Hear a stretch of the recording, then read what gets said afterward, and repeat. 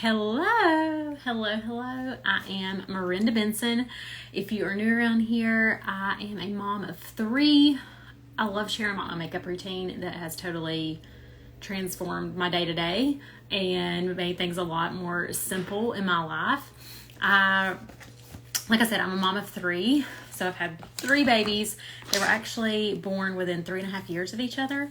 So a lot of babies born within a small amount of time, right? And I've just realized lately a few things that I am pretty passionate about when it comes to being a mom. And one of those, honestly, is like postpartum love and support and help and things like that. And I think it's just because, seriously, within the last, a few weeks, I've had several friends have babies, and the way that I am trying to love on them and support them, I've really thought about how that's changed over the last 10 years from when my niece was born and I was not married, didn't have kids, to now clearly being married, having multiple kids, and the things that's changed. But then also just a lot of things that I went through as a mom, as a first-time mom, and even second and third-time mom, that I feel like we're not talked about, or we're just brushed under the rug, or lots of those things. So I'd love to know for you if you're a mom or a dad, or you've just been with somebody that has had littles and been around, what have you noticed we're lacking? I think we are super blessed in the United States. I really do. But I will also tell you that I've just realized the lack of support for moms. And the biggest thing for me was somebody actually said, oh, well, that's the reason why I used a midwife, is so that I had more support. Well, I used a midwife with my first, and we ended up with a very traumatic birth because a lot of things where I felt like brushed under the rug. He was in the NICU for multiple days. And then, so I did not do that with my 2 girls. Great births, natural births, all natural, unmedicated with 2 girls. And I did have gestational diabetes with those 2, but it was still to where, like, aftercare, I remember with my first, he was in the NICU, and then we had just different issues with him. I missed my checkup around like 6 to 8 weeks, and then it was never like, when I had to cancel it, they were like, okay, never called back to say, like, do we need to get you in? Like, hey, you didn't ever come to this appointment. When can you come in? When can you make it up? When can we check you out, right? And I'm like, that's a big thing. Like, that is a big thing there, is like, if a mom, especially a first-time mom, but like any mom, has a baby and she misses the appointment, that should be a big red flag. I am super thankful that I had a great support system, and I did not struggle with any, like, I would say mental health type stuff. Like, it wasn't that I was struggling with postpartum or anything like that. It was just that I was not near a ton of my family. Family that was near us, like, worked and couldn't support much.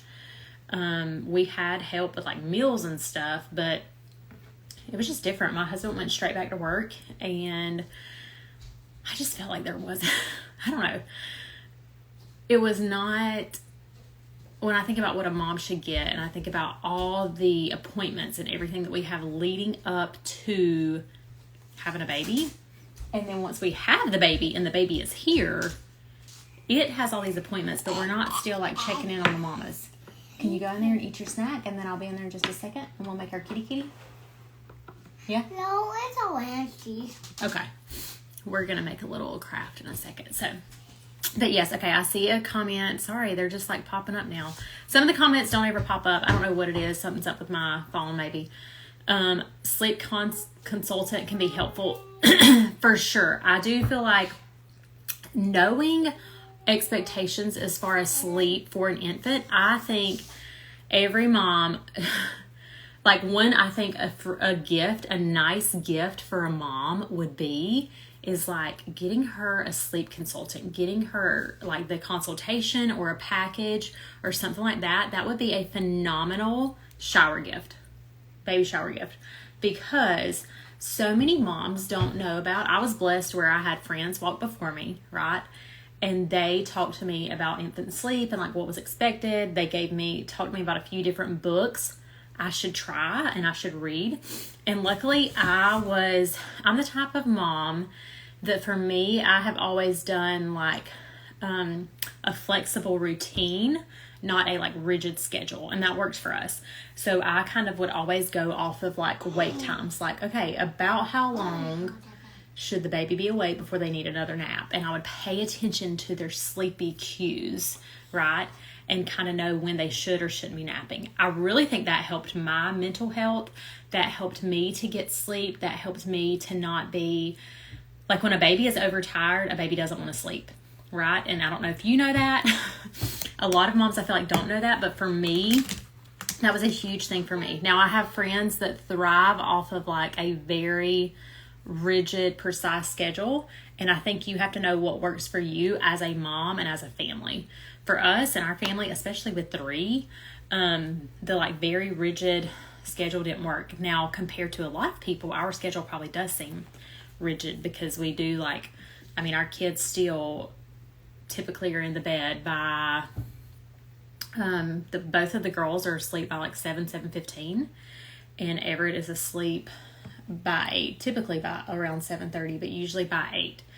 So that is something that I feel like sleep is a huge thing that can help with mother's mental health, with a schedule, with those types of things. I also think one thing we don't talk about that should be talked about in a way that we could support moms. If you're looking for a way to support your mom friends, maybe you have never had a baby or you're not in that stage, you don't want kids, but you're like, I'm going to support my mom friend. What do I do? How should I do it? I think a huge thing is, one of my friends said this and I was like, yes. And I did not realize this until I had kids. Hold the mama, not the baby. So think about, how can I support the mom? Because the mom doesn't need you to come over and hold the baby. Lots of times she wants to hold the baby, right? Like she wants to have that. And that, I think sometimes whenever like I would just be like, it's okay, I got him, or it's okay, I got her. It wasn't that. It was honestly, especially once I had the second and the third, I wanted a moment to hold the baby if like the family was here and they could watch the other kids, to where I could just hold the baby and soak it in and not feel like a lot of times I would wear the baby and I was wearing Selah or Callaway while I was doing XYZ with the bigger kids, and I wasn't just like enjoying that time with the baby. And I think so often we think like, let the mom go do XYZ. And sometimes, yes, she might need a shower. But let's also remember, like, taking a shower is like a basic need. So, like, yeah, let's make sure she gets that. But, like, I think doing the dishes for a mom, doing the laundry. I told one of my friends the other day, I was like, look at here. When I come over, I was like, I'm going to go ahead and ask you, where's the laundry at? And where do you like it to be folded? And how do you like it to be folded? Because listen, we all have dirty laundry. I wear underwear and my husband wears underwear. So I folded underwear before. I don't mind folding yours. She thought that was the funniest thing. And I was like, I'm not lying. I feel like that's like a huge thing, is being able to like, to get the laundry done, to vacuum the floors. Like, you should not be doing that when you have just had a baby. But those are the things that still like need to be done, especially if you have other kids, right? A makeup consult would be a great idea, moms. Yes, and so that was for me. My makeup routine was a game changer. I did not have this with my first 2. When I had my third, there were actually many days that like I wore makeup and put on my makeup just because it had helped me feel like a little bit normal, a little bit put together. Even if I was wearing my loungewear, I just felt more put together, honestly. Okay. So that's right there was just my 3D foundation as we yapped about all the things. Everything I'm using is all right here. I did not mention this, but I started off with this right here. This is our balm, and it is like it's a balm. Honestly, it's kind of like chapstick, and y'all probably noticed I put it up under my eyes. I don't have like a lot of texture under my eyes, but for all of us with like maturing skin, it's just hydrating. And then I like to put it right here as well. I don't always use it, but sometimes I do, and it's just really good for that. It's good as like almost like a lip conditioner. So it is. It's like a chapstick. Mommy, Okay, now let's do. when I get out of there. Yeah. Okay. That work? All right. Now we're going to do, let's see what else. Any other question?